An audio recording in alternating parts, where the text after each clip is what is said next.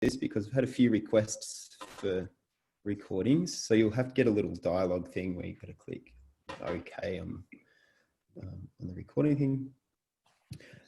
So without further ado, I'll hand it over to Guo Chuan to tell us about spectral aspects of topological matter with an eye on strings. So over to you, Guo Chuan. Thanks very much, Jock, for the introduction. I'd just like to confirm I should finish at 5, is that right? The Eastern Coast side timing?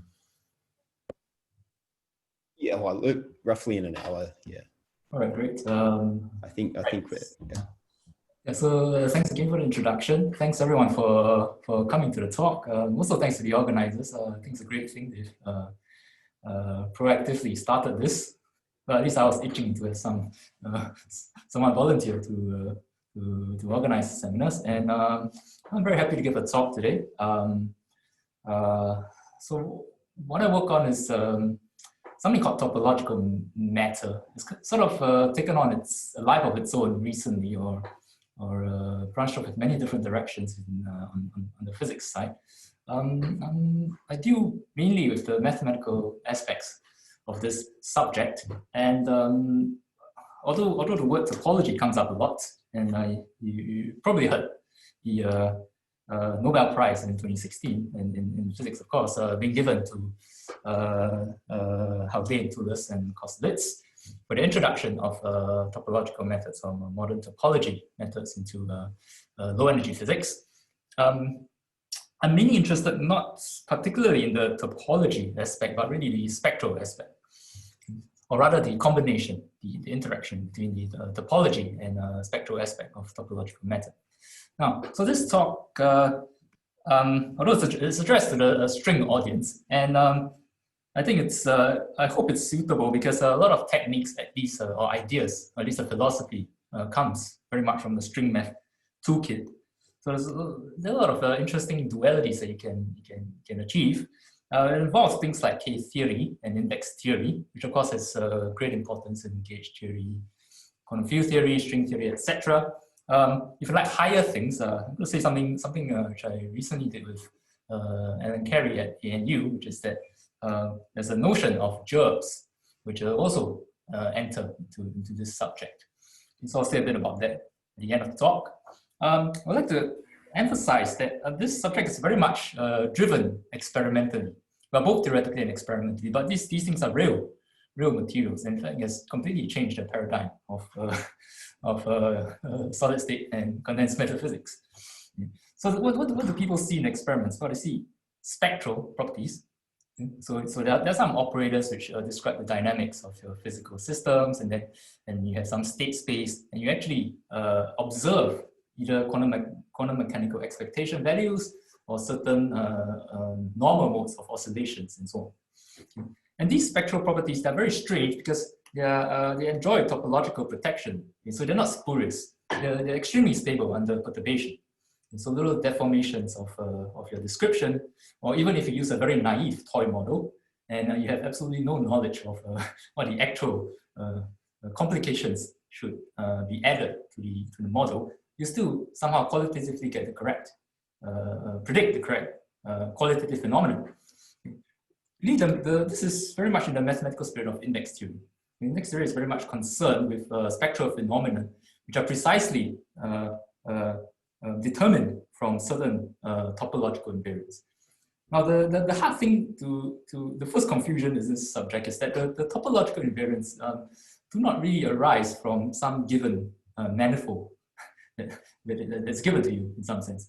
In a sense, the spatial manifold that these materials live in do not really play an important role. They play a role in some sense, but there is a sense in which when you cut holes into such materials, it doesn't change the behavior, which is kind of surprising because you would think of topology is about cutting holes in objects and having donuts and things like that. So one of the first conceptual paradoxes you should remember is this topological method is somehow invariant to certain small changes of even topological data. So you can introduce little holes into your system without destroying the phenomenon. So it's not exactly about the topology of the manifold itself. Or at least the systems that I'm going to describe are not are universal not with respect to deformations of these manifolds. Right, and the other thing is, especially coming from the string theory side, I think many approaches to this subject start off with the ansatz that you have effectively topological theories. And that's very useful in the sense of trying to ascertain whether there are indeed any interesting phenomena at all, some kind of consistency condition arguments. Right? But, because in the experiments you actually see spectral quantities, so you really want some kind of first principles justification. And in fact, you can do this, I'll explain how this can be done before you actually pass to the effectively topological theories like Chern-Simons theories, topological quantum field theories, etc. And the final thing I want to say in this first slide is, well, there's very much a separation of, and this is a geometric thing. So this subject is not about topology. There's a scale separation between bulk and boundary. Okay? So your material has a notion of bulk, which means you're metrically somehow very far away from the boundary of the system. And when you're deep inside the bulk, your physical thing, for example, an electron, its description has a bulk. If you're in the bulk description, you can cook up some topological invariants. And very often these topological invariants are somehow undetectable, or they haven't been detected, or nobody knows how to convert it to some spectral invariant. Okay. But interestingly enough, there's a holographic principle. So there's a kind of a localization, index localization principle, in which these topological invariants get transferred in a faithful manner to the boundary. Furthermore, in an anomalous sense. So this is why you sometimes hear in this subject that the boundary of a topological insulator, for example, is anomalous. Okay? So it cannot exist as a system purely living on the boundary. It only receives this anomalous behavior from something from the bulk. So the actual physical system, you should remember, consists of a combination of the bulk system and boundary system. Okay? So here's some experiments, which I'm not going to go through these experiments in detail, but the first one is a photonic experiment. The second one is a phononic experiment. So these are vibrational excitations of solid materials. And the last thing is a little bit more complicated, is exciton polariton system. Okay. Anyway, these are little quanta of various different sorts of fields, right? And all of them have the characteristic that they model something called the Chern insulator. And the additive insulator sort of suggests that when you're inside the bulk, nothing much is happening. Okay? See, nothing's going on here. But somehow at the boundary, you've got these gapless H modes, and they are kind of chiral. They follow the boundary. And here we've got the same thing here, we've got the same thing over here. So, sorry, Guo Chuan, the red and blue refer to polarized states of photons or phonons. Is that's what you're saying? Yeah. So the first ones are phonons. It's a kind of array of I guess light waveguides and so on. And they're sort of photonic analogs of these lattice electronic systems where these Chern insulators were initially built from. But I put all these different systems just to illustrate that there is nothing special about electronic degrees of freedom. Well, maybe in the details of what you actually see, but in the mathematical structure, this is kind of universal. So it's not, so certain field theory arguments which are specific to electronic systems may be superfluous in some sense. Right? So I'm trying to distill down the essential features of how these H phenomena appear. Okay? So all these things are grounded in experiments, and these are very recent experiments. To get rid of this, you can see this in the last 5 years or so. Okay, okay. Now, so let's start a bit of history. So with a lot of hindsight, we discovered that some things from which we learned in quantum mechanics from a long time ago actually are very interesting. So let's, I'm going to change tack a little bit, but eventually I'll hit the topology. So bear with me for the moment. Now, on the Euclidean plane, let's consider the Laplacian operator. This is, of course, a distinguished geometric operator on the Laplacian. It describes a free electron. moving on the plane. It's a Hamiltonian for a free non-relativistic electron. So what is energy levels? Well, they're not quite discrete. In fact, it has a whole continuum of energy levels, right? All the way from 0 to infinity. So that's a spectrum. But the moment you put on a magnetic field, so let's say you have a magnetic field, which is the volume form, dx which dy on the Euclidean plane. And if you want, you pick a convenient gauge. And this is called the Landau gauge, where the magnetic potential is x dy. Then already in 1928, so 90 years ago, Fock and Landau showed that the spectrum of the Landau Hamiltonian, okay, which is given by the connection of the Laplacian, right? So the magnetic vector potential just couples with the phase of the wave function. So the ordinary derivative picks up by the minimal coupling. This covariant derivative. So instead of the ordinary Laplacian, you have this twisted Laplacian. That's the Landau Hamiltonian. If you write it out in coordinates, it's just with these correction terms on the right. Okay. And the spectrum completely becomes a discrete set. So in this case, it's just all the odd numbers.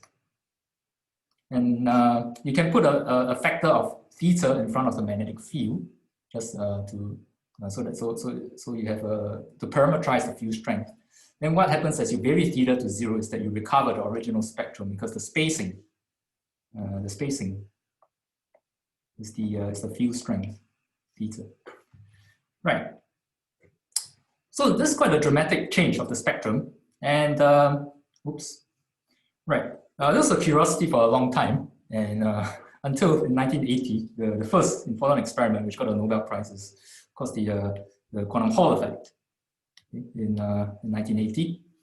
And I'm not going to go so much into the experiment of the quantum Hall effect. Suffice to say, these Landau levels, each of them, roughly speaking, contribute to one of these plateaus that you see over here.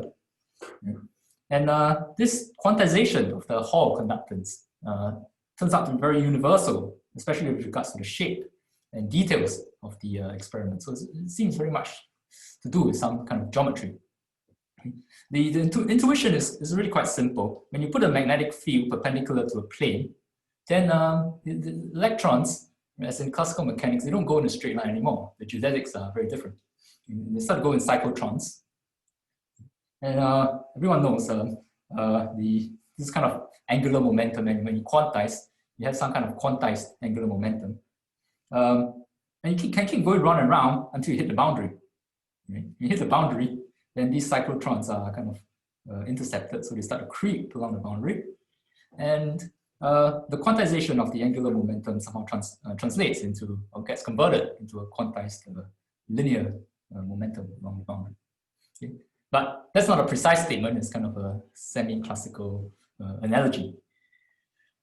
Right. So where does topology enter? Well, that's the fundamental contribution of two lists. We got the Nobel Prize. That's the T in TKNN. So what they did was they sort of simplified things a little bit. They considered systems with a lattice symmetry. And then you do a Fourier transform with respect to the lattice, and then you get this momentum space. Now, if you Fourier transform with respect to only a lattice, then like in lattice QCD, the momentum space is compact. It's called the Brillouin torus in solid-state physics. In the presence of a magnetic field, you should really think of this as a magnetic Brillouin torus. So you have a torus acting as your momentum space. Then what you do is you look at a Fermi energy. So this is the lowest filled electronic state energy in your many-body system. And you look at the eigenstates that live below the Fermi energy, and this determines the ground state in the many-body theory. But there is some topology that enters because in the first quantized picture, these eigenstates, they actually assemble into a vector bundle generally over the Brillouin torus. And this assembly of negative energy eigenstates can actually be topologically non-trivial. So this eigenbundle can actually have a Chern class. And when you do the formula to compute the Chern number of such a vector bundle, you find that it actually coincides with a formula that you can get that computes the Hall conductance via perturbation theory. So this is their achievement. They say that the quantized Hall conductance has got to do with something, the quantization of the Chen numbers of these eigenstates. And then it was folklore, and in fact, many people use this folklore these days, which is that every Landau level contributes Chen number equals to 1. And it's not so easy to prove, actually. Sorry? So you can think of the Hall conductance as like a field strength for this vector bundle. Is that roughly how it's going? Yeah. So the curvature, so this vector bundle over momentum space has some curvature. Yeah. Right. Solid state, I guess they say this is the Berry curvature.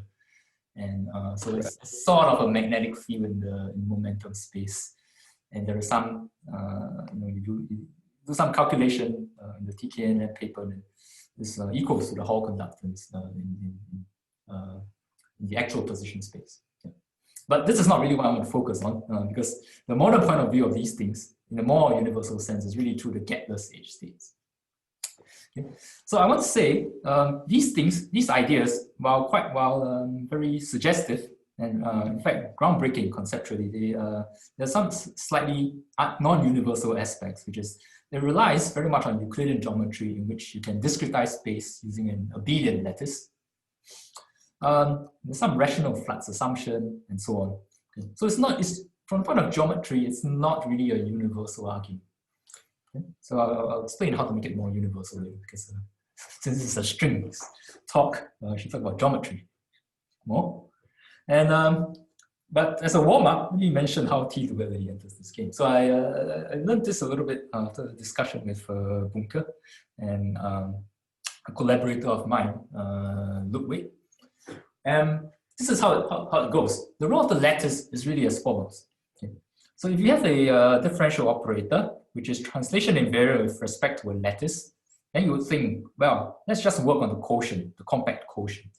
And so you work on the compact torus. Right? So you imagine your Euclidean space, modulo the lattice is this torus over here. But you haven't really specified the boundary conditions so every time you go around one of the cycles of this torus, you should pick up a phase. That's a quasi-periodic boundary condition. So your original space of wave functions need not be strictly periodic. So how you compensate is to introduce a family, which is the moduli. And this is the Brillouin torus that I talked about just now. So these two are different tori. This is the torus of the moduli of the flat connections for the original torus. So each time you go around one of the cycles, you pick up one of the phases in here. So you might think of this as T-duality. Now, more precisely, what happens is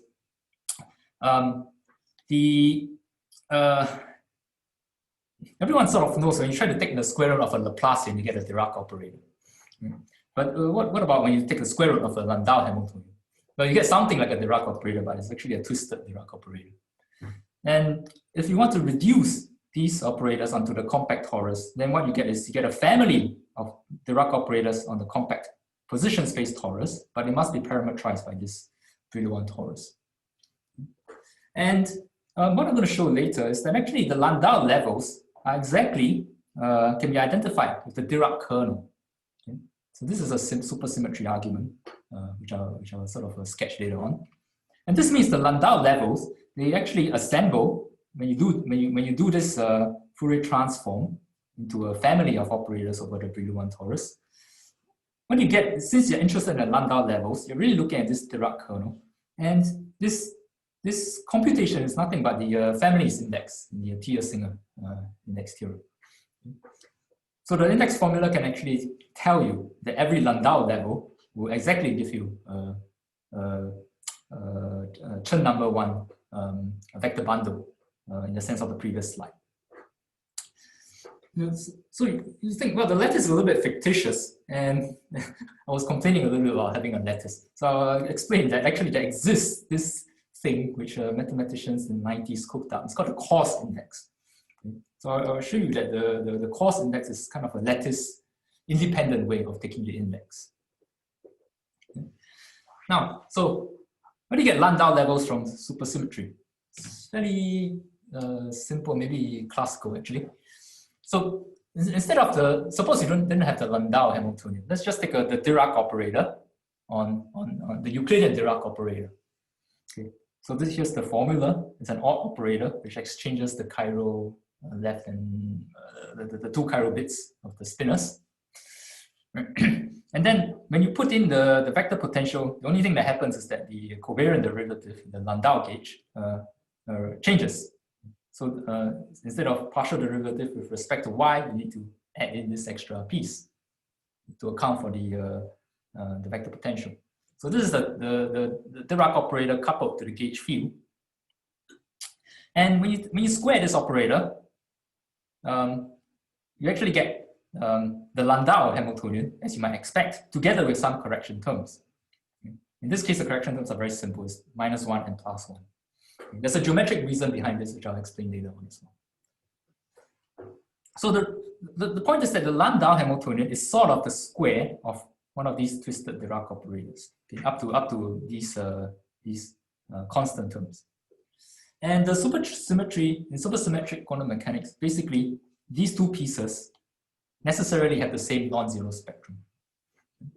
So that's the argument from supersymmetric quantum mechanics. And in particular, they have the same non-zero spectral gaps as well. So what you see by inspecting the top right corner, which is a positive operator, you see that the Landau Hamiltonian is positive. Landau Hamiltonian -1 is positive. And this means that Landau Hamiltonian +1 is bounded below by 2. So you have a spectral gap from 0 to 2 for the Landau operator +1. And because it shares the same spectral gaps as Landau -1, well, then you can iterate the argument. And you find that 1, 3 is a gap of the Landau Hamiltonian. Therefore, if you shift it by 1, you get a gap of one of these two graded pieces, and so on. Okay? So you really discover that all the intervals between the odd numbers are spectral gaps of the Landau Hamiltonian. You immediately get the spectrum of the Landau Hamiltonian. Okay? So this is a kind of a ladder operator trick, and it's this is known. This is probably the quickest way to derive the Landau spectrum. And underlying it is some supersymmetry, and underlying the supersymmetry is actually some relationship between spin geometry and Riemannian geometry, which I'll come to later. So in particular, the lowest Landau level is actually the kernel of one of these ladder operators, the annihilation operator. So I should mention that this piece here is D+, this piece here is D-, right? And they act as the raising and lowering operators in this argument. So the Landau operators is killed, sorry, the lowest Landau level is killed by the lowering operator, which is this operator over here. In other words, it is the kernel, it's the Dirac operator kernel. The Landau level is nothing other than the kernel of some twisted Dirac operator. And so you might think, if you are familiar with index theory, that there should be some topological index associated to this Dirac kernel. It's not so straightforward. And the problem arises as follows. Normally a Dirac operator, and very often in theoretical physics, one deals with compact manifolds. So Dirac operator on a compact manifold has purely discrete spectrum. So spectral theory is actually somewhat simplified. There's an orthonormal basis of eigenfunctions. So you only ever deal with eigenfunctions. Okay, so there are lots of spectral gaps. And then the index of the Dirac operator, by definition, is just the dimension of the kernel of the piece which takes the positive spinors to the negative spinors, and then minus the co-kernel. Sorry, maybe a little error here. Should be plus as well. Yep. So you count the zero modes of the Dirac or the overall Dirac operator in a graded sense. Okay. So this index can be a negative number depending on whether you have more positive chirality zero modes or negative chirality zero modes. And the content of the Atiyah's single index theorem is that this number is actually a topological invariant. You can arrive at this number by considering topological invariance, certain topological invariance of the compact manifold on which the Dirac operator is acting. Right. Now, so for non-compact manifolds, it seems like this prescription is not going to work, and in fact, it doesn't work from a mathematical sense. Okay? But the problem is the Dirac operator has continuous spectrum. Okay? So expressions like this don't quite make sense. But in spite of this, Hickson and Rowe in the 90s, they did a lot of work on extending index theory to non-compact manifolds. And in fact, they showed how to define something called a coarse index. And what is this lists in what's called the K-theory of the row C-star algebra of X. Now, I'm not going to tell you what the row C-star algebra of X is. There's some C-star algebra, some algebra of operators. But the way you should think of it is it's a regularized non-commutative momentum space. So it's some kind of momentum space like the Brillouin torus, but it is non-commutative, so it doesn't require a lattice symmetry, and it's regularized by the geometry. So there's a notion in which the spectral geometry is respected inside this algebra. And the K-theory is just some abelian group that you cook up from this algebra. Okay? And it replaces the role of an ordinary number in the ordinary index theory. Sorry, Guo Chuan, another question. Sure. What do you mean by regularized? So I sort of think of this as like basic quantum field theory where I put things in a box and yeah. In fact, it's meant large. That's right. Yeah, it's actually can be made precise in that sense. So in the sense that if you were to impose a lattice symmetry in here, then you will recover the picture, the story that I told before, where you have a compact momentum space and you can have the families index as before. And but you want to do this in a lattice independent way. And it also doesn't really require on the fact that you have a perfect lattice. You just need some way to discretize your space in a regular enough manner. So this is called a coarse discrete. So very coarsely, you pick a set of points, discrete set of points, which is in a coarse geometric sense equivalent to the Euclidean plane. Okay. So it's a regularization even in some physics-y sense as well. Yeah. But you can think of it as also specializing to lattice regularizations. Not quite at the kind of quantum field theory renormalization thing yet, but I believe there's a connection. Yeah. So I haven't thought very carefully about it. Okay. But it should. Yeah, that sounds like how. Yeah, so a lot of things I'm going to say is a bit of a caricature, so they're not completely precise, right? So it's a little bit abstract, as John probably pointed out. So what is this thing? Okay, so even at the mathematical level, so when I learned these things, I was asking these people, so can you tell me exactly what it's going to do with the usual notion of index? The problem is you cannot isolate, because the spectrum is continuous, you cannot isolate the Dirac kernel, and then you can't count it. Okay, so what is it actually counting? Well, actually, the physics gives us the answer. So in even dimensions, what you do is it actually counts the zero mode bundle. So it counts the twisted Dirac kernel over the momentum space, or the if you want, this row algebra, this non-commutative momentum space. Right? So it counts this zero mode bundle, but this count only makes sense after you couple the Dirac operator with some gauge field in order to open up gaps around zero. Okay?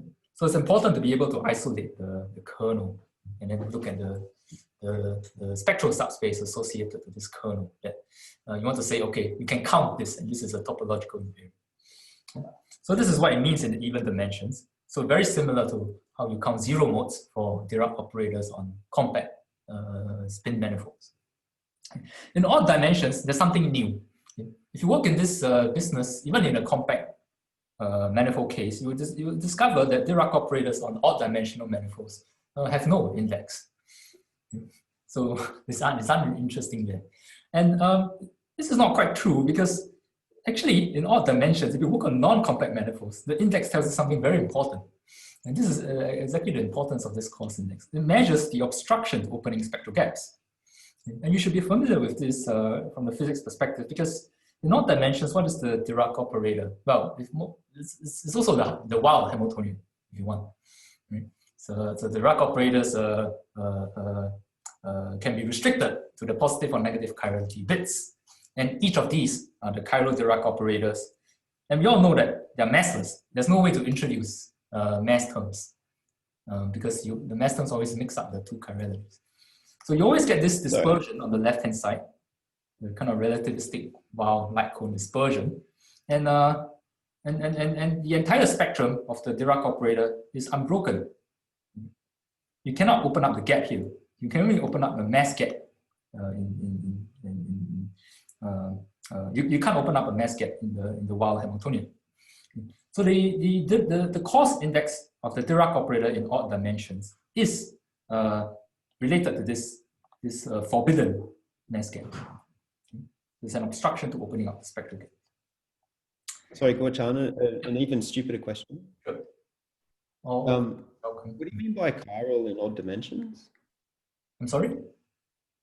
I don't. Yeah. So what do you mean by chiral Dirac operators in odd dimensions? Right. So there's spinners. So there's the kind of chirality operator, which is okay. 5 or something. Yeah, that one says. Yeah. So in sorry, I forgot. This is a string stock. So this is 3+1 dimension. Is that? Okay. Sorry. Yeah. Good. Yeah. Sorry. Yeah, that's very important. When I say dimension, always add +1 for the time. For the time. So these are all Euclidean Dirac operators. The dimension of the spatial dimension. Yeah. Right. So okay, good. Yeah. Hopefully that clarifies something. No, I was wondering about that as well. So that you've answered another question. So thank you. Right. Yeah. Sorry. Should have stated this from the outset. Okay. No, I promised you some connection between supersymmetric quantum mechanics and geometry. So this goes by the name of Lich-Norowitz, Weizenbach formulae. This connects spin and Riemannian geometry. Basically, it says that you take a spin Dirac operator square. Yes, you get the Laplacian on the spinor bundle, but actually you also get some curvature terms, some corrections due to curvature. And in 2 dimensions, the curvature comes from 2 sources. One of them is the Riemann scalar curvature. So it's got to do with the fact that the orthogonal group in 2 dimensions, which is SO2, and even its spin cover, right, is basically the same as U1. Okay? And when you identify this, so these are where the physical units come in, then they can both contribute to these correction terms. Okay? So if you twist the Dirac operator by a magnetic field, or gauge field, then you get the Landau Hamiltonian here as well. But if you do everything on a manifold with curvature, for example, on the hyperbolic plane, then you get further corrections. And in fact, if you do this for the hyperbolic plane, what happens is the square of the twisted Dirac operator becomes the Landau Hamiltonian on the hyperbolic plane. But the formula, the relationship between these 2 pieces is a little bit different. But nevertheless, you can run the supersymmetry argument as before, and basically you have raising and lowering operators. You have hyperbolic Landau levels as well. You have ladder operators which interchange the Landau levels, except they interchange the Landau levels at the expense of introducing a flux of an integer flux of this magnetic field. Okay. And in the hyperbolic plane, the spectrum of the Landau Hamiltonian also has some continuous part. So it has a bunch of Landau, of discretized Landau levels, and then there's a continuous part. Okay. Roughly speaking, the negative curvature allows some of the trapped cyclotron motion to actually escape off to infinity. So they're not really bound states or something. Okay. Right. So much for all these pictures. Now, I'm going a bit slowly, so I'm going to go a little bit faster, although I can skip some of the later slides if necessary. Now, as I tried to stress, this subject is all about the boundary. So let's try to understand the Landau spectrum if you restrict it to the Euclidean half plane. So what do you think the spectrum of the Landau Hamiltonian on the half plane is? Now, of course, you need to specify some boundary conditions. So let's make it very simple. Let's impose Dirichlet boundary condition. And it turns out that you can compute the spectrum exactly, and it's an unbroken line. It's a completely unbroken line, and no gaps at all. So although on the entire plane, you have these Landau levels, once you restrict to a half plane with Dirichlet conditions, then you have these unbroken. You have these gapless H states, which appear in between the Landau levels. So you might ask, can you say the same thing for other geometries of the boundary? Do you need a straight line? Do you need Dirichlet conditions? And do you also get this phenomenon in hyperbolic plane? Okay, because you know that Landau levels also exist on the hyperbolic plane. And the answer is, if you try to do by traditional methods, the spectral calculation, well, it's not possible, or you can never deal with general geometries or boundary conditions. Now, if you could, you'd probably win a big prize in PDEs and spectral theory, but it's not required either. Because our question is not what is the spectrum, but is the boundary spectrum necessarily gapless? Or if you prefer, is it anomalous? Okay, so do you always get this gap filling situation? And the answer to this is in fact yes. Okay? So we have already seen that all these Landau levels, they are Dirac kernels, and they have some notion of a coarse index, which is a bit abstract, okay? But it's some topologically protected zero modes. And what the coarse index theory, why it's useful is because it's precisely the sort of index that localizes to a boundary. Okay? And when it localizes to a boundary, it becomes one dimension lower. And the coarse index in one dimension lower is exactly measuring the obstruction to opening spectral gaps. And this is roughly why you have this gap filling. Okay. So the argument, and you can see the rigorous proof. I believe this is the first rigorous proof that the Landau Hamiltonians on the hyperbolic plane do not have any spectral gaps. Okay, so they have anomalous boundaries. So it doesn't use any kind of field theory arguments or anything. It's simple quantum mechanics, but you're answering not the kind of very detailed spectral question, but just a question of whether there are any spectral gaps at all. So the idea is that the Landau levels, they have these spectral projections, but once you put in a boundary, you cannot, once you restrict to a half space, there's an obstruction for these spectral projections to remain spectral projections. Okay, and the obstruction is exactly this localized coarse index that I was mentioning. It localizes onto the boundary. And so the H spectra, so the boundary actually comprises H spectra which interpolate between the Landau levels.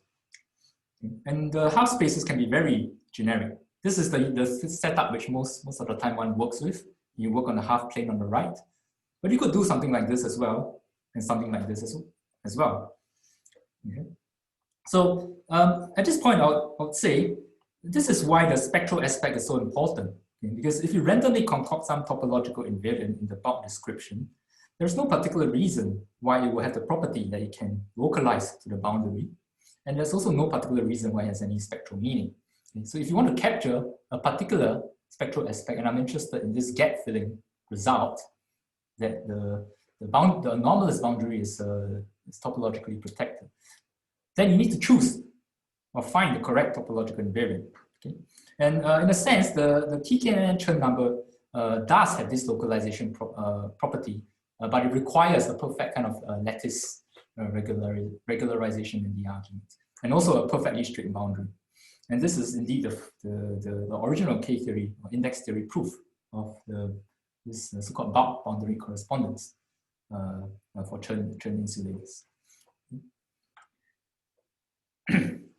So I emphasize the idea of spectral interpolation and spectral flow, right? So this is another thing that I think should interest people in string theory. So roughly speaking, the heuristic that I've presented was that the boundary of a Dirac is a Dirac. Okay, and this is in some sense dimensional reduction. It's a useful heuristic, but one should note that in our down to earth setup, we actually are not really studying Dirac operators. We're studying Laplace operators, okay? But they are related by some other relations. But there's some extra ingredients. So the first thing is when you're on a non-compact manifold, then we have the problem that Well, it is true that the cos index of the Dirac operator localizes to a boundary. In order to make concrete spectral sense of it, you actually need to open up some spectral gaps. Okay, so you need to couple the Dirac operator to a gauge field in order to open up non-trivial gaps in the spectrum. So an ordinary potential doesn't work because that it doesn't break time reversal symmetry. So there's an argument that says if you use ordinary Schrodinger operator type of Hamiltonians, then because it's time reversal symmetric, then you will never get interesting spectral projections. So the coupling to the gauge field is somehow essential, and this might be interesting in its interesting observation in itself. The second thing is, I said, we are dealing with second order operators, so they're bounded from below, and you actually do need this in order to argue that the spectral gaps above the topologically non-trivial spectra get filled. So if you work with Dirac type operators, actually this spectral gap filling doesn't quite occur. Right? So it happens when you have this asymmetric thing where you have an operator, Laplace type Hamiltonian operators, which are bounded from below and unbounded above. So it's not possible to fill up the spectral gap below, because that's then you have an operator which is unbounded from below. So the existence of boundary states is actually nothing special. There are many operators that produce boundary states. It's in fact even generic. Okay, but what is special is that you sometimes have an unbroken interpolation of box states. Okay, for example, the Landau Hamiltonian is an example, and it indeed gives rise to these H states in the quantum Hall effect. And here's a picture of spectral flow. Okay, so these are box states. You have some momentum space which parametrizes in some kind of Fourier transform, in some sense. So you have some energy momentum dispersion, and actually the box states they have a gap, but on the boundary you have these gapless states which interpolate, and this interpolation is unbroken. In fact, unbreakable. It's unbreakable because the spectral flow secretly is topological. Okay. So what is spectral flow? The intuitive idea is very simple, but it's also very trivial in finite dimensions. So spectral flow in finite dimensions is completely trivial. So what happens is, suppose you have a loop of Hermitian operators, self-adjoint operators in finite dimensions. So you have h of t, where t runs from 0 to 1. So at h0, the spectrum eigenvalues are a finite set of points. Okay. So let's say you have 3 eigenvalues. Okay. These are the 3 eigenvalues. At time t goes to 1, you have the same operator, so you have the same 3 eigenvalues. But as you interpolate through a certain loop, the eigenvalues will move around a little bit, and they may not join up exactly. They may have some interchange. Okay? So there is some movement of eigenvalues, but the flow of eigenvalues is actually always 0. Okay? Because so let's pick some fiducial energy level. So you see that the eigenvalue flows upwards across that level in the positive direction here, and downwards the negative direction over here. So overall, what goes up must always come down. And this is nothing other than the statement that there is always the same number of negative eigenvalues initially and also at the end. Okay? So whatever goes up must come back down.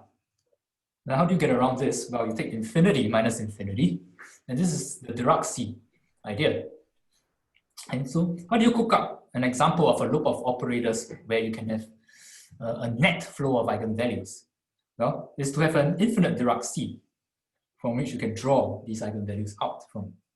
Okay? And so the simplest example is you have a circle, and you take the Dirac operator on the circle. This is just the derivative operator, okay, plus a factor of I. Then the spectrum of this Dirac operator is very simple. By Fourier transform, it's just the integers with a factor of 2 pi. And in fact, the eigenfunctions are just the Laurent polynomials. And so very simple. You take the derivative of this, of course, you have the eigenvalue 2 pi n. Okay? So this is exactly the spectrum of the Dirac operator. Now, if you couple to a gauge field, so think of a U1 gauge field, then this is flat, but it may have a holonomy around the circle. So that's parametrized by this factor k in U1. Okay, so this is a twisted Dirac operator. And it basically just adds the constant k to the operator. So if you have this family of Dirac operators parametrized by k, then the spectrum will just flow upwards.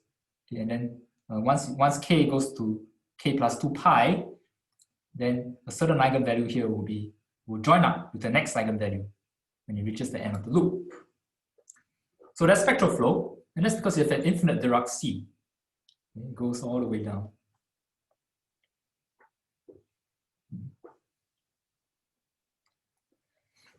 So, whoops. Now, the typical problem with spectral flow, so this is for the mathematicians, is, well, you have an unbounded operator. So what do you mean by topologically invariant spectral flow? So you need to vary these operators in some operator topology. So the usual way you do this is to convert to a particular bounded transform. Okay? And when you have a compact manifold, then the spectrum of your operators again is discrete, and the bounded transform is very simple.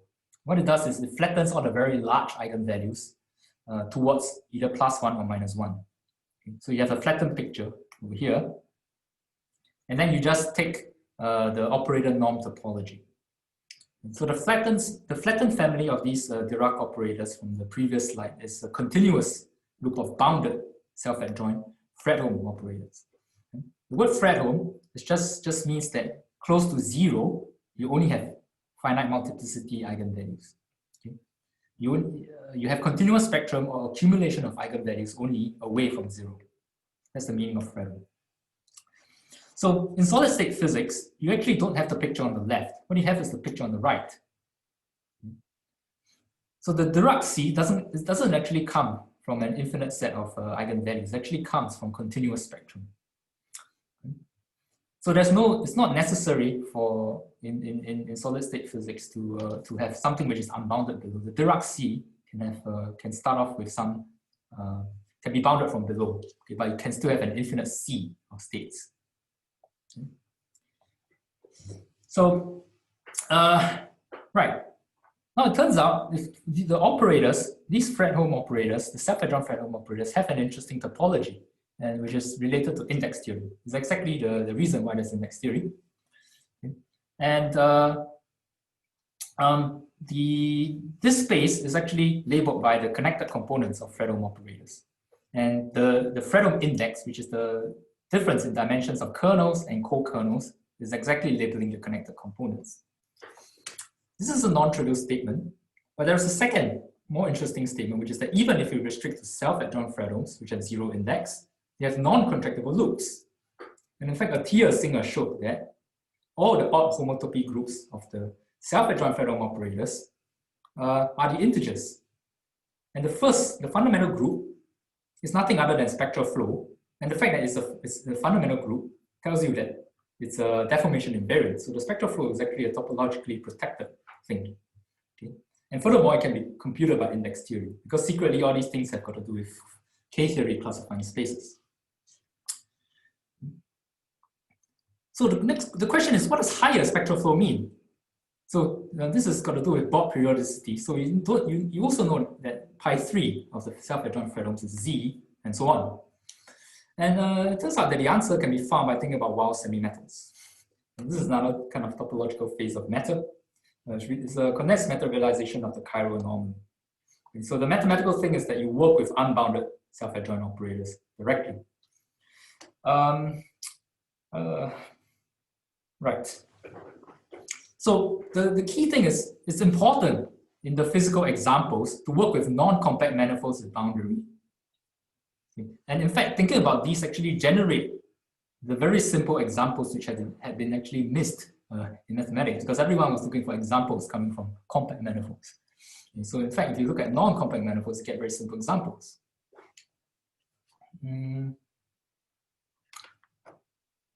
I don't have very much time actually.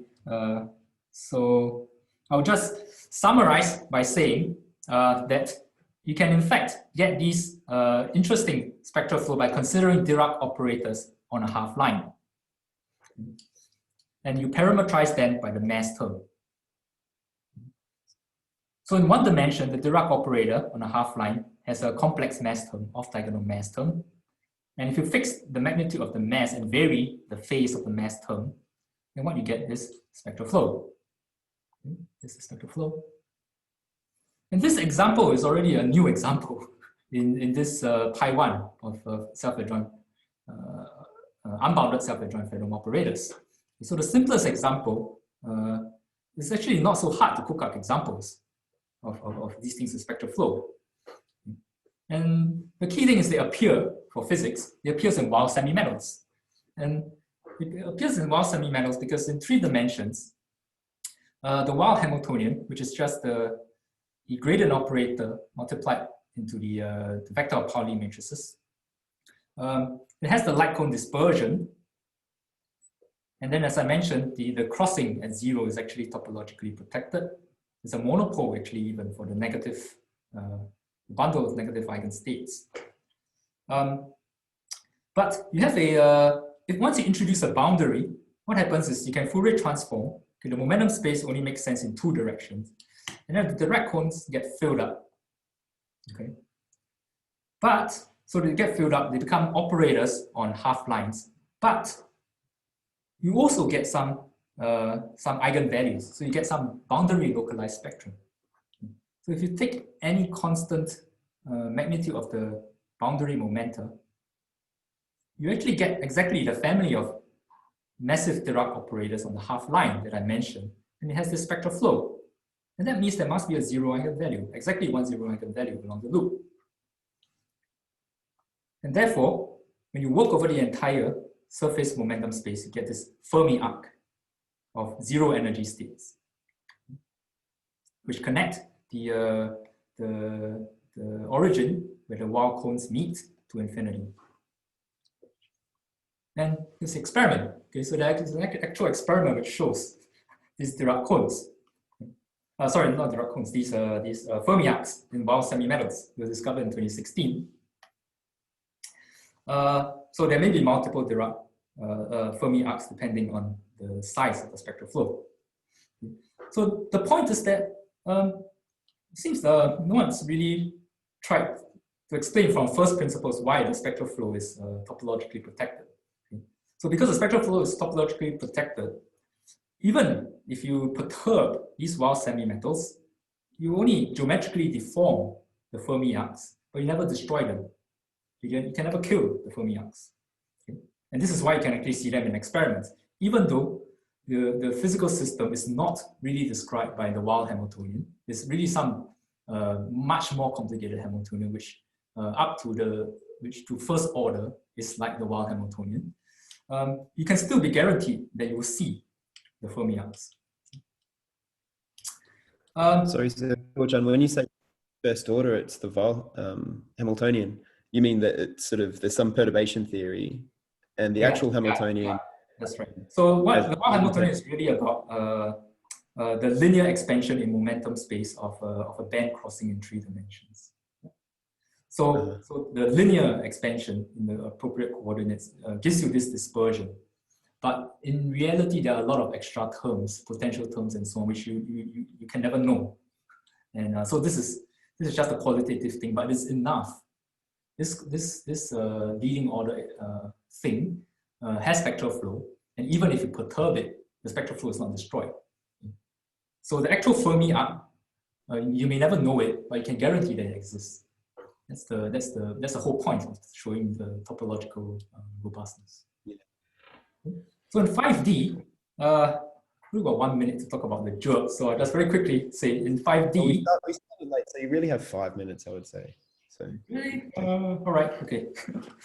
I'll still try to go a bit quicker because I have a little bit too much detail in the slides, and people can look at the slides afterwards anyway. So in 5 dimensions, you can do the same game. Okay, look at the Weyl Hamiltonian in 5 dimensions. Look at the symmetries that it has. It's actually time reversal and parity invariant. So if you do a Fourier transform, it's a quaternionic linear operator. So it has an SU2, it's an SU2 invariance. The bundle is an SU2 bundle, actually. These eigenbundles are all SU2 bundles. So if you run the same argument that I gave on the half line, but now you work over the quaternions, then you get that the mass terms are now parametrized not by a complex phase, okay, but really by a unit quaternion in SU2. So you have a 3-sphere of possible mass terms for each magnitude of the mass. Okay. So the massive Dirac operators, if you work over the quaternions, is parametrized by S3, of course, together with the magnitude of the mass term. Okay, but topologically speaking, it's just the S3. So how do you see that this is topologically non-trivial? Well, it cannot be the usual spectral flow because S3 is contractible. They're simply connected. So what you do is actually construct a Fermi gerbe. If you know a bit of higher geometry, then you know what a gerbe is, but let me explain from the physics point of view. So there's this thing called the Faddeev-Michelson anomaly. It's got to do with some anomalies in quantizing chiral fermions or these massless fermions in a gauge invariant way. There's an anomaly, and roughly speaking, the problem is that because there's no mass gap, there is no gauge invariant way to split the spectrum of the single particle Hamiltonian spectrum into plus and minus parts. You cannot do it globally. So when you go to the second quantization, the form vacuum is somehow ambiguous. You can understand in terms of gerbes, and this was work of Kerry Murray. So my collaborator, Kerry, and Murray, who's from Adelaide. And basically, what we have in our example of massive Dirac Hamiltonians is there is a mass gap, okay? But because there's a boundary, there's also a possibility that the boundary states fill up the mass gap. So we may still have the anomaly. So suppose you pick some lambda inside the mass gap, then there is some region in which you don't have the anomaly. You can have a sensible vacuum. But of course, different choices of vacuum levels will have different regions for which you can have this vacuum.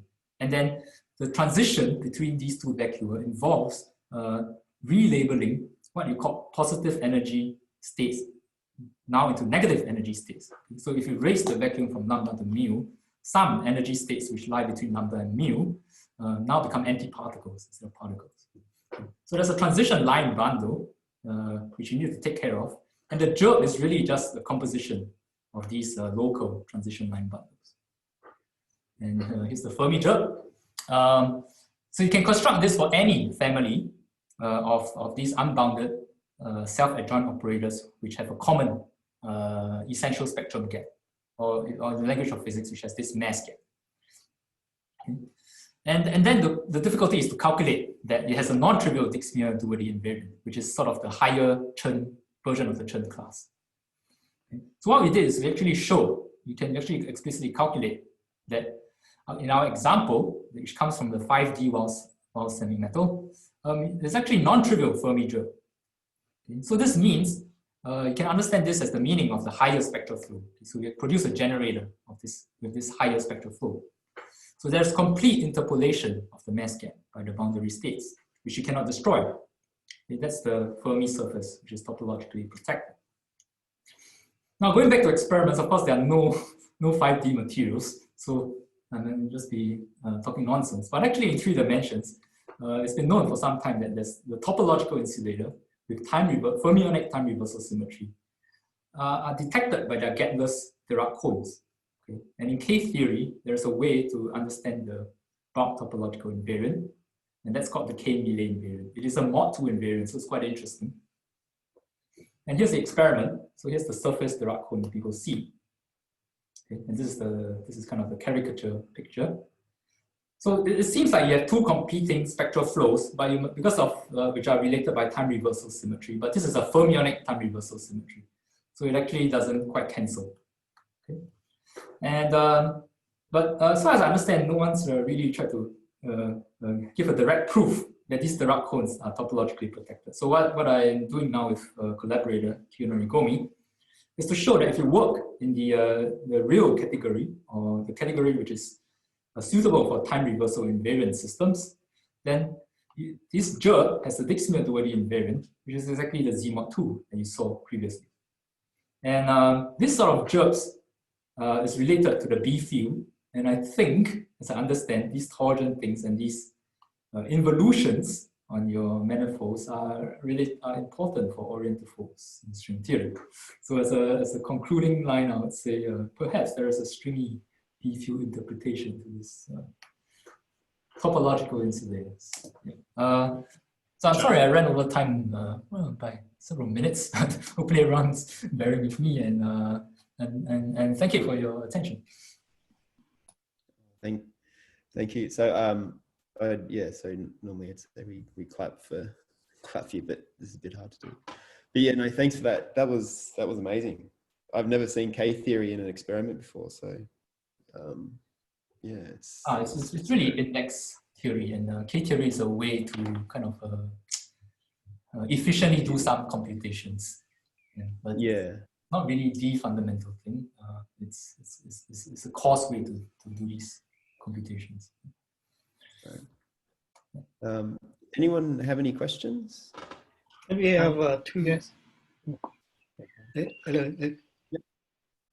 Okay. Okay. I have just 2 questions. Last 2 slides. Sure. So you have the Dirac operator. One is parameterized by the unit quaternions. So what these parameters represent? Yeah. So this is the momentum space. So the physical setup is you have 5 dimensions and you have a 4-dimensional surface, which is the boundary. Okay, and the bulk spectrum has a singularity at the origin of this momentum space. Okay, so you actually only want to look at the 3-sphere around the origin. Okay, so the picture is really this picture in 2 dimensions higher. So it's this R4 instead. And instead of S1, you have S3 here. So the story is if you do the Fourier transform for the Dirac operator in half of a 5D space, then it becomes a 4-dimensional family of half-line Dirac operators parametrized by the off-diagonal mass terms. They're really parametrized by the conserved momentum, but it looks like a mass term if you want. So yeah, there are different ways of interpreting this thing. Okay. And the fact that you have a singularity at the origin is quite important because it sort of also shows you that you cannot contract this family to the origin. So it ought is there any like a particular family of the connections parameterized by the unit quaternions? Let's see. Because when you have a Dirac operator, you usually associate to a connection, and then this parameter is you can choose whatever the parameter you want. So I just wonder. This is an example, if you want. This Dirac operator on a circle parameterized by the connections. It has spectral flow as well. In this case, the moduli of connections is U1 itself. So you take this loop. Yeah. But in the gauge anomaly picture, of course, you have this parametrization of the Dirac operators by the space of connections. And of course, this is an affine space, so you don't expect to have anything interesting because it's contractible. But and then you do some gauge equivalence thing, some quotient thing, and this is exactly the hard part. And in fact, I think you did this work with Alan, right? Okay, so thank you. I will probably just, instead of too long, maybe a quick question for last slide. You have this H3 tilde. Sorry. Yeah. And this S3 tilde for S2, is that, I mean, what is S the third cohomology this is third of S2 and with a tilde over? So what's this? Here with the pi rotation involution. And then when this is a dimension is 2, and how you have a degree 3, with what do you mean the H tilde of 3? That what kind of cohomology of this? Reduced cohomology. Yeah. Sorry? This is the reduced cohomology. Yeah. But the space is S2, or maybe space is S2. Yeah. That's right. But this is equivariant. So the equivariant. Yeah, okay. So there's a Z2 action. This is a evolution. Yeah, that's why I mentioned the oriented flow. Oh, so, okay. This is So the I inverse see. Okay. is Okay. extra dimensions if you want. Okay. Okay. This would be particularly interesting. I had a former student Simon probably in the audience. I asked him to look at this orientifold picture. Maybe. Yeah. Okay. So I'll that connection. I believe there should be some. yeah. So maybe I will stop by and let everybody else ask questions. I'll talk about. Thank you. Thank you. Great. Okay. No worries. All right. David Roberts has just commented that shift homology with values and a twisted coefficient.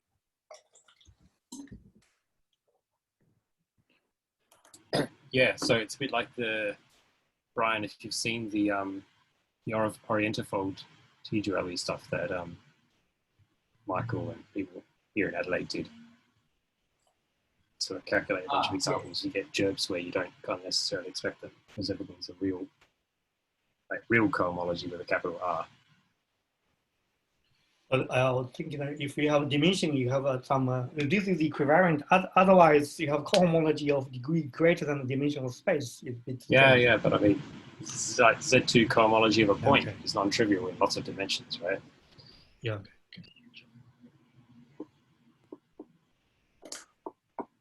Yeah. So okay. So there exists a gerb with this real Dixonian duality invariant. So that's the point. So if you think S2 is a CP1, which is this evolution is a conjugation or antipodal? It's conjugation? High rotation. So you fix the north and south poles. Yeah. So you take the plane. A reflection through inversion about the origin, and then you compactify it. Is this antipodal? Antipodal? No, it's. Or maybe also conjugation. It's pi rotation. There are two fixed points, up here and down here. But orientifold usually change the orientation, reverse orientation. If you do this. Oh, you're right. Okay, so I used the wrong name in this case. Okay, so maybe forget what I said about orientifold, because the orientation is preserved in this case. You're right. Yep. There's still fixed points, so that makes it interesting. Right? Yeah. The fixed points are important. What's the notation Z? That's to do with the coefficient sheaf. Yeah. Yeah, so Z transforms as like 1 goes to -1 as you apply the pi. Yeah, that's right. So this is local coefficients, or the Z mod 2 action also changes the coefficients. Right? So if you went around the equator, it'd be like a Mobius strip. Yeah. Integer. Yes, exactly. And this is related to the fermionic time reversal. You see, that's why the time reversal is important. When you exchange on the base manifold, you do some simple-minded thing, but upstairs you have to exchange the states with a minus sign involved, and so it's kind of takes care of that counting. Yeah. So it sounds a bit like I don't know. I haven't thought about this in a long time, but. I think Paul Aspinall wrote about in string theory discrete torsion. Yeah. So that's why this torsion was important, right? A lot of these things, I feel there should be some interpretation, and really I only finished this a couple of weeks ago, so. Yeah. I should write down all it's these discrete torsion, oriented flows, and so on. So, Guo Chuan, do you have a direct construction of this gerb on S2, like? Just as yes, actually, yeah. Ignoring all the analysis. Yeah. I have a family of operators for which you can. The gerb is actually exactly this. Well, here's the picture. Actually, this is the spectrum. If you compute, so this is it's a family of operators whose spectrum looks like this, and the gerb, which I described just now, that you construct, this Fermi gerb, is non-trivial. And the signature of its non-triviality is exactly this Dirac cone, which cannot be destroyed. Yeah. So this is not spectral flow in the usual sense. It's some sort of higher version, but also time reversal invariant in a sense. T invariant. But fermionic time reversal invariant.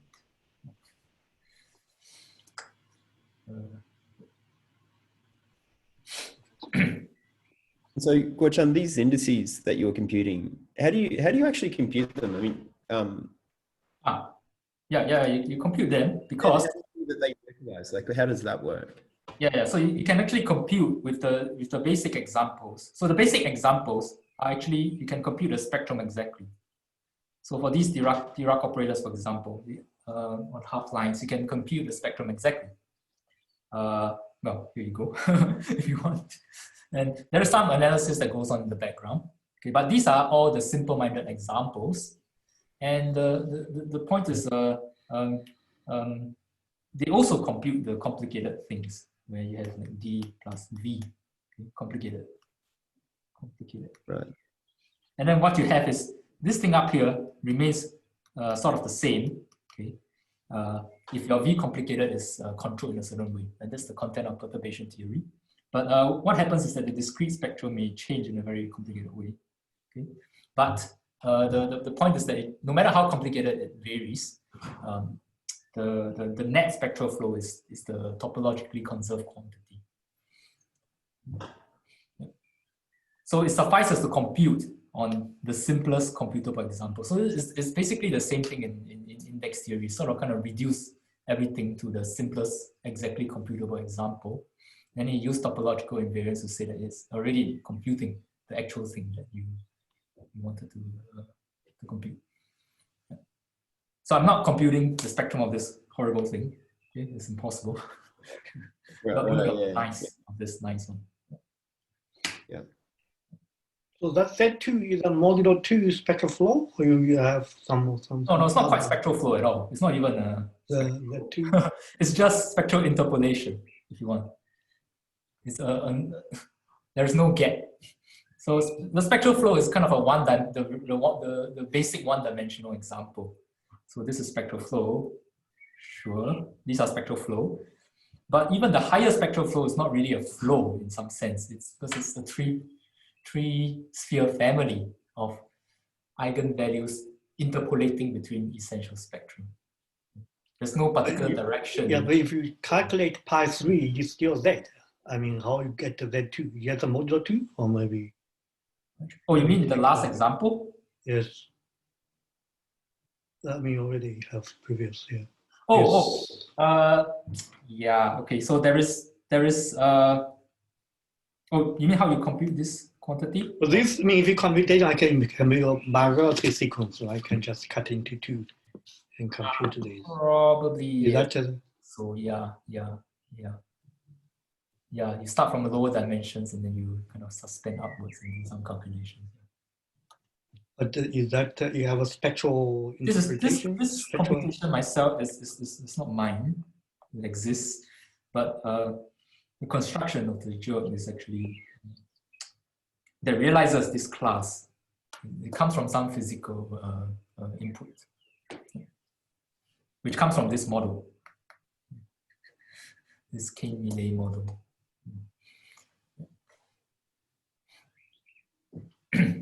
And you can see that it's actually clutched. There's a clutching construction by the quaternionic line bundle in this construction of the jerk.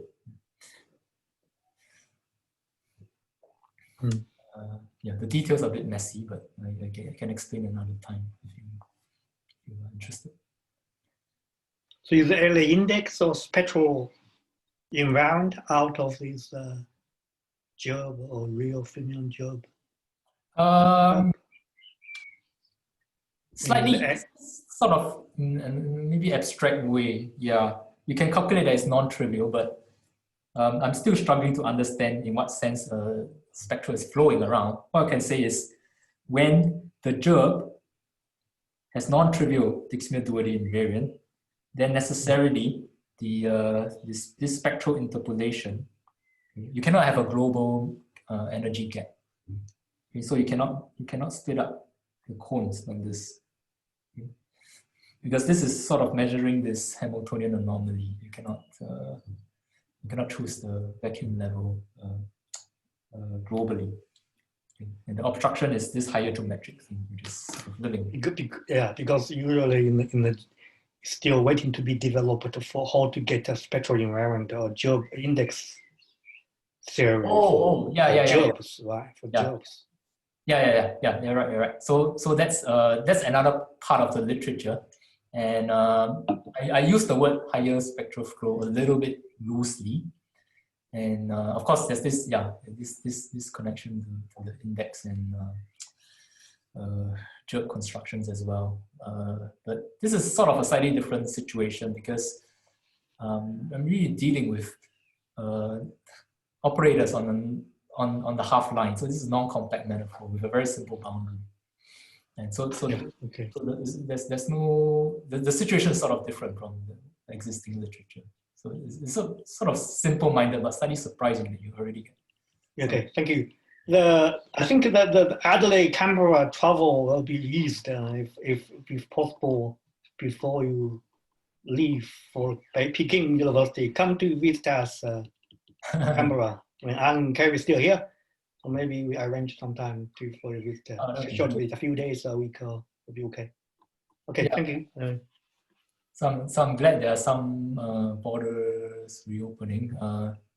Apologies for in Victoria, but I think we'll all be fine soon enough.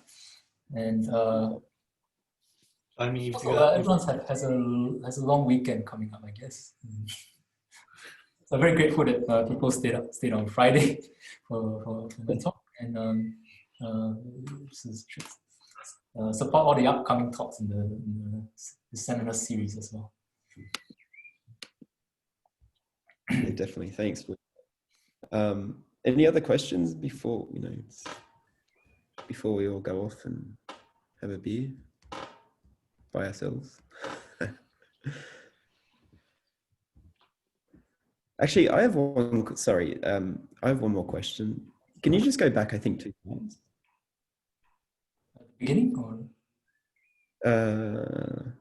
yeah, where you had that Weyl Hamiltonian that was sort of telling you everything, despite the fact it was somehow.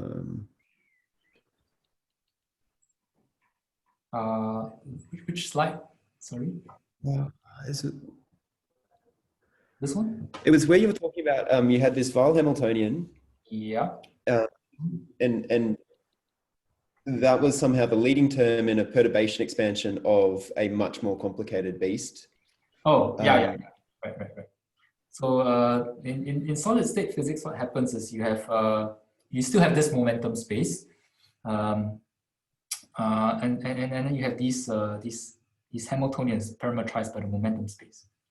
So these are kind of even finite rank Hermitian operators parametrized by the momentum. So the simplest examples are when this is let's see, P dot sigma even. Okay, so in fact, this example here, right? If you Fourier transform this, you exactly get momentum times the Pauli matrices. Okay, and then the spectrum, as it depends on P in this way, in the light cone manner. Now, in general, you may not have this particular operator, but you have something where you have these energy levels crossing in three-dimensional momentum space. Okay? And so the crossing may look very funny. Maybe it's kind of messy, but the linear approximation around the band crossing, okay, with a change of metric is basically this operator up here. Right. Okay. So the band crossings are topologically protected.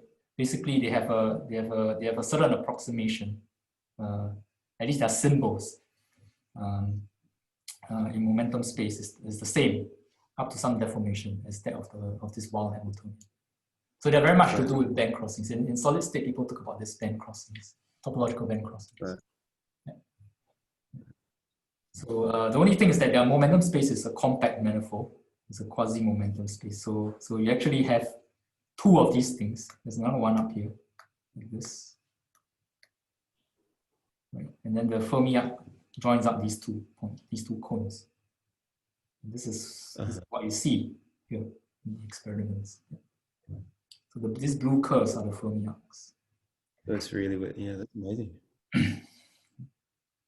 Okay, cool. Very good. Well, maybe we should stop there. It's 5:05. Unless anyone else wants to say anything, I think everyone's slowly leaving. So thank you so much once again, Guo Chuan. That was a really good talk. I really enjoyed that. I went over time. And yeah, we will reconvene again in a month, the first Friday of November. The speaker is yet to be confirmed, but well, yet to be asked actually. So there we go. Yeah, enjoy your long weekend, everybody, and I'll stop the recording. All right.